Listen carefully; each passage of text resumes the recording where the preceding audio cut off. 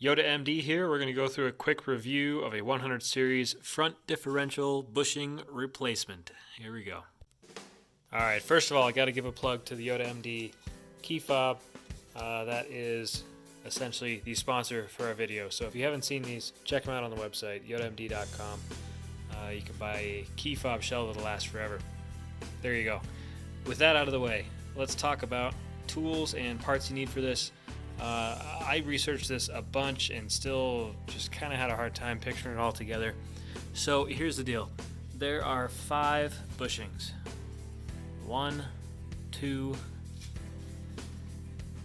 3 on that arm, 4, 5. 5 bushings. Little puck on the top, it's called a stopper. Little puck on the little puck on the top is called a stopper. Those are really easy to replace, and that might fix part of your problem. So those are kind of first measures that are really easy. Next, so this arm, this is meant to be replaced as one entire unit with this bottom bushing included. Toyota does not sell this bushing by itself. You can get it from Febest or Febest or whatever. That's this guy. About 30 bucks. Looks similar enough to OEM. So that's what I did. If you go that route, you have to try and muscle this bushing out, which is not easy. It wasn't really designed in a way to make that easy. But should you choose to do that, you could. If I were to do this again, I would leave that alone. Replace that, leave that alone. Mine had no wear whatsoever. It looked fine. I probably demolished a perfectly good OEM bushing. But yeah, there you go. I already had the parts, so I just wanted to get rid of it. Or swap it out, rather. On the front, this guy, replace that every time. Cheap, easy, 30 bucks. Just unscrew, throw the new one in, screw it back together, you're done. This bottom one, this is the one that is normally failed. This is what will cause a lot of the forward and reverse thunk and thud as this differential pivots up and down. So these mounts, you've got one back there, one here, and one over here. They kind of act like a triangle. So this one takes the brunt of the load. It wears out quickest. It will be the majority of your slop. It is also a real pain to replace. Toyota intends for you to replace the entire cover. So you would drain the oil and then replace this entire cover. You don't need to do that. They do sell the bushing by itself. It's not easily listed, but you can find it, and I'll review that in a second. So you can replace this. The way to get this off is with an air chisel. I'll go over tools required for that in a minute here. And then finally, we have this bushing. It's just in the arm. This is another one. Toyota does not sell this bushing by itself. They sell the arm. So this entire arm is intended to be replaced, not just the bushing. You can buy the bushing itself through Febest or Super Pro if you want a polyurethane bushing, if for whatever reason you like vibration through your driveline. That seems silly to me on a Land Cruiser, but hey, your choice. So there's a quick overview. Now let's go over tools. Well, let's go parts first. So parts, the ones that you can't get from Toyota. Febest TAB 331, that's the one that goes in the arm. TAB 332, that is the rear lower cushion. So there's the rear lower cushion and then the rear upper cushion. The upper cushion is just a little pad thing, looks kind of like one of these, and you can get that through Toyota. This one you cannot get through Toyota because, again, they want you to replace this entire arm. So you would buy this big piece of metal along with that. I did not do that. Again, I got the Febest one.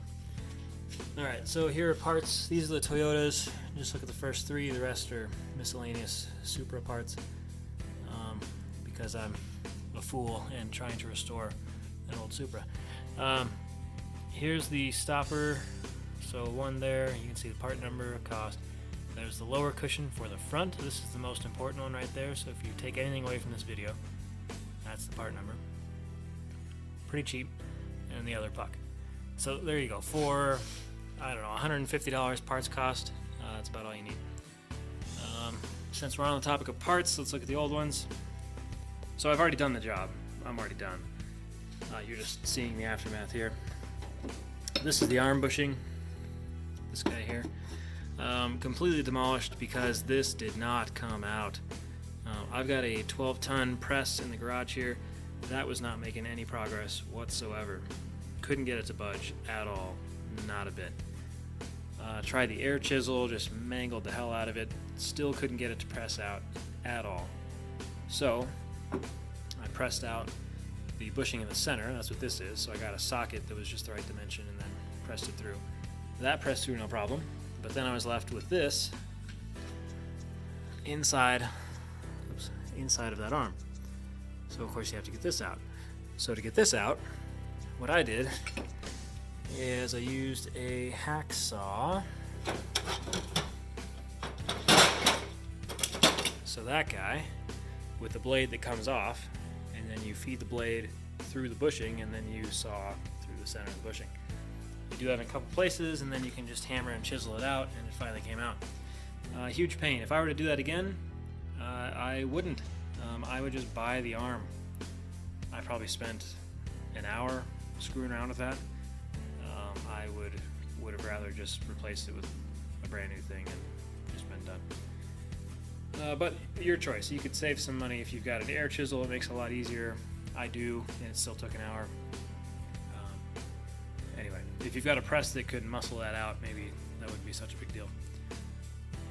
My press is no slouch. It's an H-frame 12-ton, so it's for a DIY press. It's pretty beefy. Anyway, here are the lower bushings. This one just mangled. You can see. These are not meant to easily come out, and they don't. So that one came out like that. This was the front. No, this was the rear. This is the rear because it's in good shape. So this one came out okay. You can see where I air chiseled it.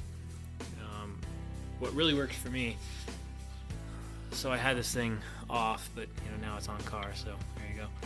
But this was on there. If you get the air chisel right in there and just kind of work your way around, you can start just kind of pressing that down, and it eventually came out. Here we are using the air chisel, just chiseling away, and we're starting to peel up that bushing. We'll just continue this. This is the same approach we will use for the front bearing, or the front bushing. So here's the exact motion I used to pry this up. Just kept hitting it from all over, and then got it at about that angle, and just kind of pried it up. So pushing in and then pivoting this way, and it's just coming right out now. It's about to pop out. And just a fraction of a second later, it popped out. So here we go. Here's our old bushing. This one's not in such bad shape, but of course we're just going to replace everything while we've got it here. So now we'll take this, clean it out real good, apply some grease or some anti-seize or something, and get that pressed back together. Then this one's good to go back on the car. The front was not that easy, and unfortunately that's the one they really need to replace. This one, I would not worry about this. You can see mine's in perfectly fine condition with 270,000 miles. The front is a different story. Anyway, then we have the cushions, little stoppers. These get compressed over time and they're not as thick. I should have measured. I meant to measure. So if anybody else out there has a new one, let me know what the measurement is for the thickness if you've got some calipers, and I'll tell you what the old ones are. Okay, those are parts. Now for installation tools, I'll go through everything, but the only real oddball thing is this ball joint service tool. And so somebody on the forums, I don't have the screen name offhand, but they had some great pictures showing how they did that. That's exactly how I did it. I bought this tool, $65 on Amazon. I figured, well, I'll use it now, maybe I'll use it again. In 2 uses, this has paid for itself. And this is real heavy duty. I think it's impact rated. I didn't use an impact on it. Yeah, they said it's impact rated, and the warning is just California cancer. So, yeah, a good piece of tooling, I think. That'll be handy for the press, for my other press, and for this. But with this, you just set this guy around around the bushing here. So the process for this, maybe I should go over that.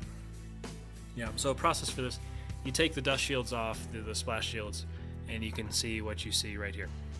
You do not need to jack up the vehicle. This is on a lift, so it's a little easier to see, but you could crawl into the vehicle and do all of this. So you need to support the diff, because you're going to remove all the mounting for the diff. So the diff is just going to be floating. So you gotta support that. You can use the spare tire jacks, that's just fine. So support it here, and then maybe support somewhere over here. When you undo these, you know, this is all just going to sink down. When it sinks down, you can get enough of a gap here that you can fit that part of the tool right there, in between this and this. And then you just compress it in. It presses in okay. It takes a whole lot of force, and the alignment has to be perfect. If the alignment is off at all, it will start to go in wonky, and it'll just keep getting worse and worse. So finding the alignment is critical, and you must do that correctly for it to work at all. But once you do, I played around with it for, I don't know, 30 minutes, and then finally got it just right, played around with the pry bars, moving that around and getting the right space, and then it just worked. So takes some time, but that'll work. Alright, so other tools. There's the ball joint thing. I'll put a link to that in the description. Other tools. Impact made a huge difference. Now that I have one of these and I've got a large air compressor, everything is so much easier. Oh my god. If you didn't have that, of course it's still doable. You're just going to wrestle with a bunch of 19 millimeter bolts that are torqued to 140 foot-pounds. That's going to get tiring, but yeah, you can definitely do that without an impact. What you can't do without an air supply, though, is the air chisel. That was critical for me getting those bushings out. Without that, I'm not sure that I would have done it. It would have taken all day with a hammer and chisel. I would have been annoyed and frustrated, and I probably would have smacked my hand a few times with the sledgehammer. So glad I had the air chisel. That's this guy, and it's just a pneumatic ramming chisel that just vibrates back and forth. Let's see what else.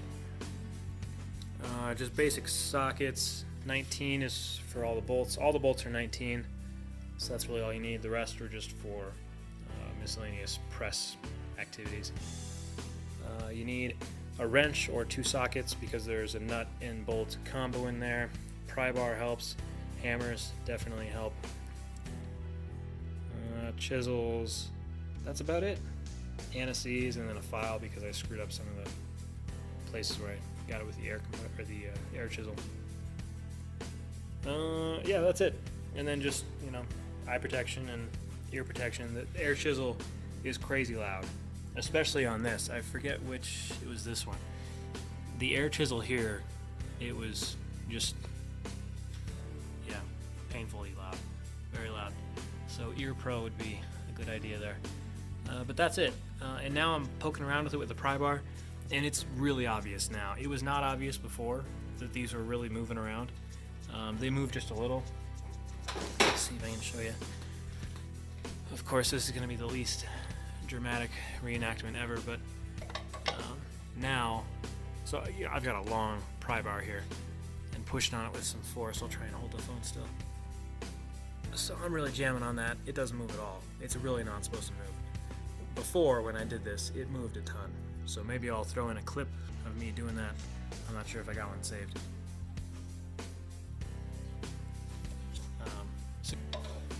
And here's the other one.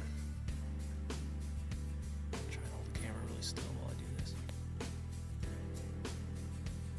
That's a lot of force on a long pry bar, and it's not moving at all. And it was moving before. See, is torn. Oops, where'd you go? There you go.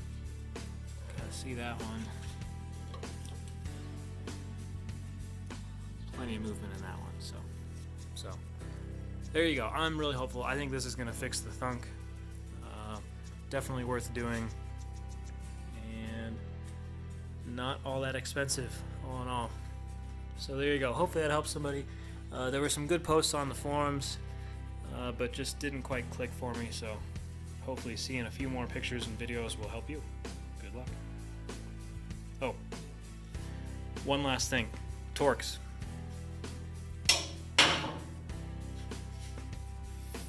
58, 58, 137, 137, 137, 137, 137. There you go. Those are the torque values required. All right, that's it. I'm out. Subscribe, check out the website. Thanks. Bye.